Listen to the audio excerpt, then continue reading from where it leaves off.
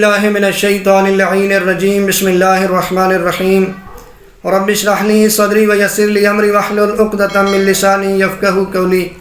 ناظرین محترم السلام علیکم ورحمۃ اللہ وبرکاتہ۔ ناظرین محترم، فقہی سوالات کا ایک سلسلہ شروع کیا ہوا ہے جو کہ بہت ضروری ہے، جو کہ معصوم امام فرماتے ہیں کہ حلال اور حرام کو سمجھو وگرنہ تم غیر مہذب ہو۔ ہمیں بھی کوشش کرنی چاہیے فقہی سوالات جو ہیں وہ ڈسکس کریں اور آپ تک پہنچائیں، جو ہم نے پڑھا ہے وہ آپ تک پہنچایا جائے۔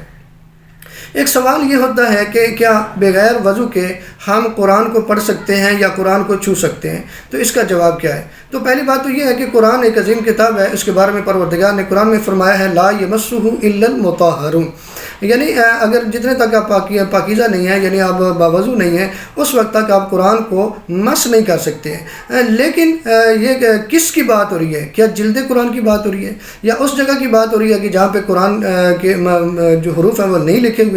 تو ایسا نہیں ہے، یہ متن قرآن کی بات ہو رہی ہے۔ اگر قرآن کے حروف جو ہیں ان کو اگر آپ بغیر وضو کے ہاتھ لگائیں گے تو یہ فعل حرام ہے۔ آپ بغیر وضو کے قرآن کے حروف کو، الفاظ کو آپ ہاتھ نہیں لگا سکتے ہیں۔